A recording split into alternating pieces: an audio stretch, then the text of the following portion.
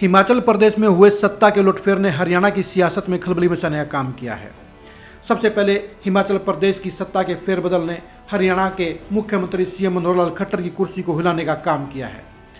पंजाब और हिमाचल में सत्ता नहीं आने के बाद अब बीजेपी किसी भी सूरत में हरियाणा को अपने हाथों से नहीं जाने देगी। 2024 के चुनाव को सीएम खट्टर की अगुवाई में लड़ा जाए या नहीं लड़ा जाए, इसको लेकर बड़ा सवाल खड़ा हो गया है। बीजेपी हाईकमान हरियाणा में किसी भी सूरत में सत्ता को नहीं जाने देगा। इसके लिए वह हर मुमकिन फैसला लेने का काम करेगा जो उसे जरूरी लगेगा। इस मामले में सबसे पहला काम सीएम मनोहर लाल खट्टर की कुर्सी है, क्योंकि खट्टर साहब की अगुवाई में चुनाव लड़ा जाएगा या नहीं लड़ा जाएगा, वहीं पर बीजेपी की सत्ता का निर्धारण होगा। सीएम मनोहर लाल खट्टर की लोकप्रियता को लेकर बीजेपी हाईकमान एक स्पेशल सर्वे कराने जा रहा है।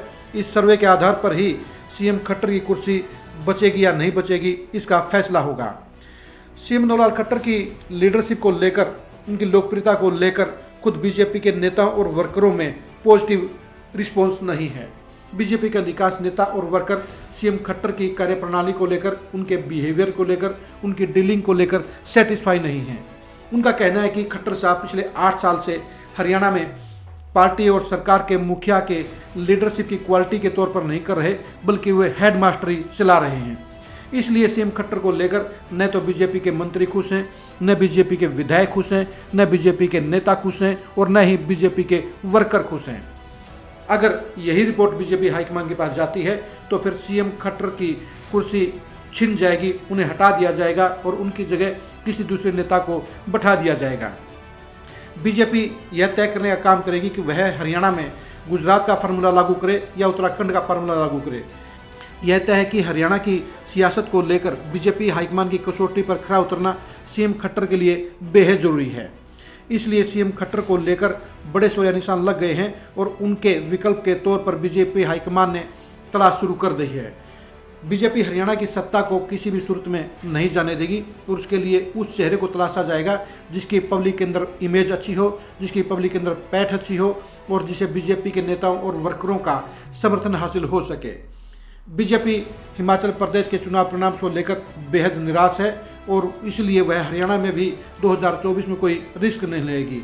वैसे तो हरियाणा से पहले राजस्थान, मध्य प्रदेश, छत्तीसगढ़ के चुनाव हैं, लेकिन हरियाणा की सियासत को लेकर बीजेपी हाईकमान अभी से सतर्क हो गया है। वह हरियाणा में गुजरात के फार्मूले या उत्तराखंड के फार्मूले में से किसी एक का चयन करेगा, लेकिन दोनों ही मामलों में सीएम की कुर्सी का जाना तय लग रहा है, क्योंकि यह सभी जानते हैं कि सीएम खट्टर की अगुवाई में बीजेपी के लिए चुनाव जीतना कन्फर्म नहीं है। 2019 में भी बीजेपी बहुमत हासिल नहीं कर पाई थी, इसलिए 2024 के चुनाव को खट्टर साहब की अगुवाई में लड़ा जाएगा या नहीं लड़ा जाएगा, इसके ऊपर काफ़ी बड़ा सवालिया निशान है।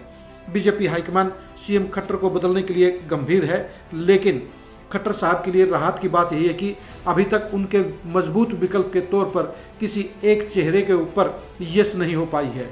अब देखने की बात यह है कि पड़ोस में हुए सत्ता के फेरबदल के चलते सीएम साहब की कुर्सी सलामत रहती है या खट्टर साहब की विदाई होती है, यह देखने की बात रहेगी।